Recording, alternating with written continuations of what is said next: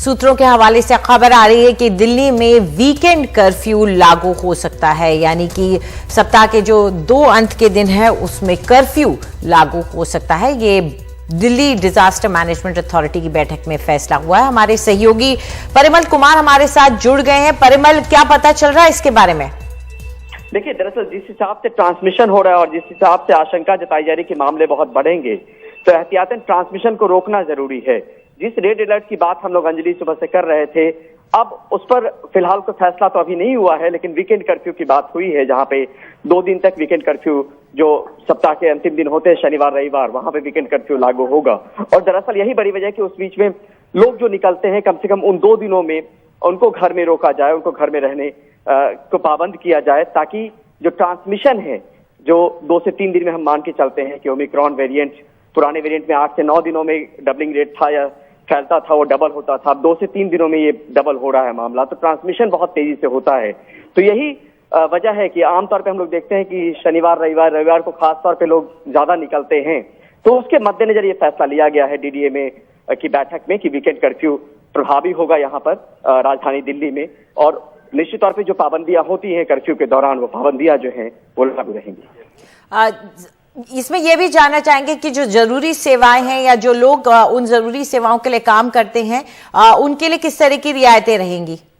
निश्चित तौर पर उनके लिए रियायतें रहेंगी अंजलि, क्योंकि कभी भी हम लोग देखते हैं एसेंशियल सर्विसेज को कभी भी रोका नहीं जाता है, क्योंकि नाम ही वो ऐसा है। एसेंशियल सर्विसेज में जुड़े जो लोग होते हैं, चाहे हॉस्पिटल से जुड़े लोग हों, चाहे हमारे जैसे मीडिया कर्मी जो रिपोर्टिंग करते हैं, या दवाई की दुकानें हो गई, तो जो जरूरी वाली चीजें हैं वो तो खुली रहेंगी। लेकिन आमतौर पे लोग जो बाहर निकलते थे, शॉपिंग करने जाते थे या खरीदारी करने जाते थे, जिसको एसेंशियल सर्विसेज की कैटेगरी में नहीं रखा जाता है, उन तमाम लोगों को इस कर्फ्यू के जरिए पाबंद करने की कोशिश की गई है, जो घर में रहेंगे, ताकि किसी तरीके से ट्रांसमिशन को मिनिमाइज करने की एक कोशिश के तौर पे इसको देखा जा सकता है कि ट्रांसमिशन किसी तरीके से कम हो सके, क्योंकि गैदरिंग नहीं होगी तो फिर ट्रांसमिशन की आशंका जो है वो अपने आप घट जाती है। और यही बड़ी वजह है कि डीडीए की बैठक में ये फैसला जो है वो लिया गया है। जी, एक बात ये भी है कि रेड अलर्ट की बात कही जा रही थी, उस पर कुछ अब तक पता चल पाया? देखिए, अभी तक वो जानकारी नहीं मिली है, लेकिन जिस हिसाब से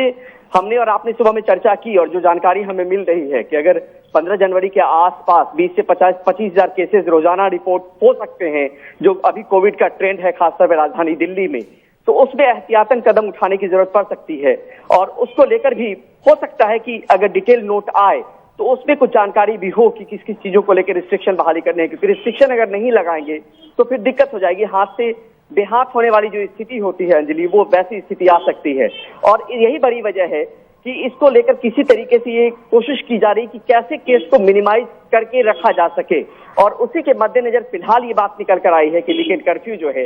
वो प्रभावी होगा दिल्ली में। बाकी चीजों को लेकर हो सकता है कुछ वक्त और इंतजार करना चाहिए, हो सकता है कि कुछ और फैसले भी होंगे डीडीए की बैठक में जो हुए होंगे, तो वो भी जानकारी जो लोगों तक हम पहुंचाने की कोशिश करें। जी, शुक्रिया इस पूरी जानकारी के लिए परिमल।